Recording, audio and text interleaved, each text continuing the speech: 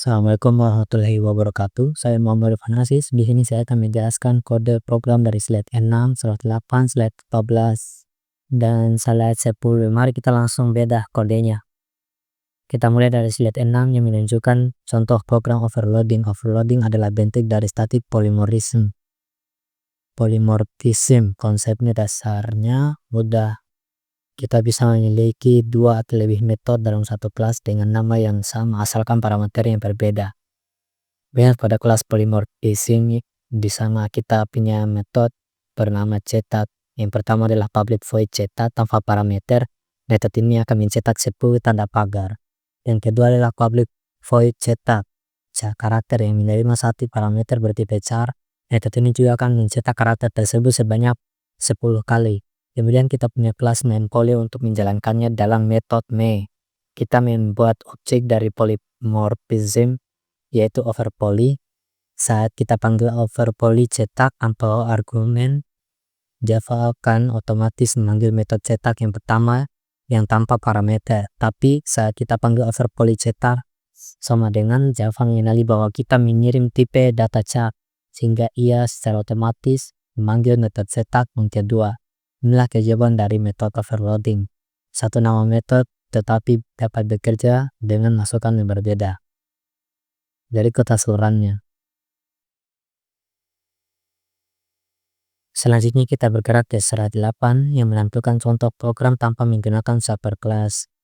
Dalam contoh ini kita membuat kelas singa dan kelas harimau secara terpisah tanpa ada kelas induk yang menaungi mereka.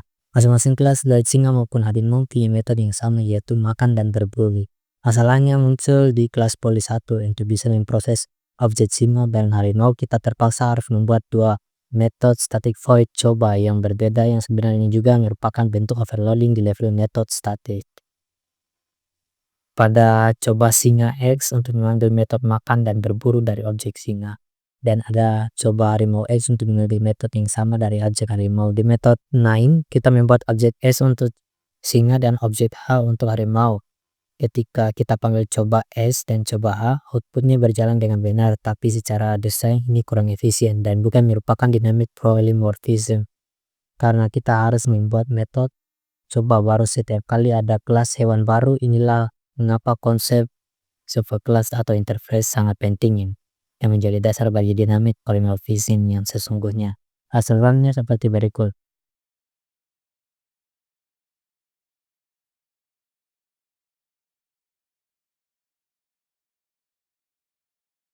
Sekarang kita lanjut ke slide 10.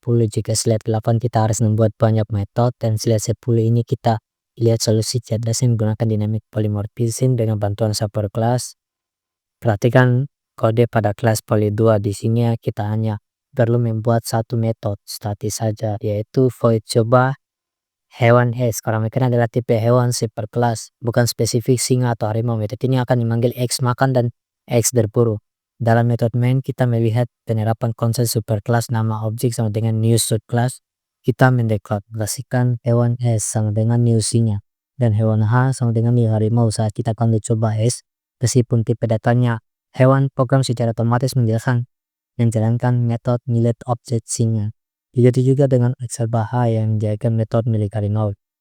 Di bagian bawah slide ada juga contoh kelas poly 3 yang menggunakan array objek.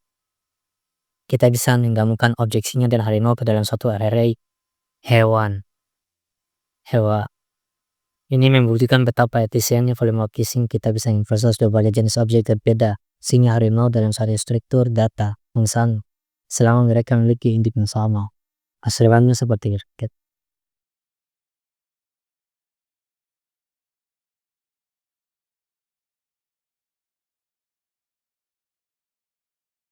Terakhir mari kita ke slide 14 yang membahas gabungan konsep extends dan implement. Slide ini memberikan aturan dasar yang wajib kita ingat. Sebuah class hanya bisa mengextend satu class, namun bisa mengimplement banyak interface. Di sini kita memiliki kelas manusia sebagai superclass yang punya kemampuan dasar yaitu bernapas. Interface dosen yang mendeklarasikan metode mengajar. Interface petani yang mendeklarasikan metode bertani. Inti dari contoh ini adalah kelas manusia super Perhatikan deklarasinya. Public class manusia super extens, manusia internis, dosen, petani. Kelas ini mewarisi sifat dari manusia dan sekaligus mengimplementasikan konteks dari dosen dan petani. Karena mengambil balance kedua interface tersebut, manusia super wajib mengimplementasikan semua metode abstraknya, yaitu bertani dan mengajar. Itu saja, ia juga mewarisi metode bernapas, baru seperkelas manusia. Di kelas main implements, kita membuat objek manusia bernama Andi. Kemudian kita panggil 3 metode statis yang menunjukkan dynamic polymorphism untuk keberagaman bentuk. Coba dosen di objek Andi diperlakukan sebagai tipe data dosen interface dan memanggil metode mengajar. Coba petani Andi, objek Andi diperlakukan sebagai tipe data petani interface dan memanggil metode petani. Coba manusia Andi, objek Andi diperlakukan sebagai tipe data manusia superkelas dan memanggil metode bernapas. Hasil akunnya menunjukkan semua metode berjalan dengan sukses. Mengajar, bertani, dan bernapas. Ini membuktikan satu objek Andi dan dapat mengambil berbagai bentuk polymorfis dan menjalankan kemampuan dari superkelas serta interface yang berbeda. Sekian dari saya. Wassalamualaikum warahmatullahi wabarakatuh.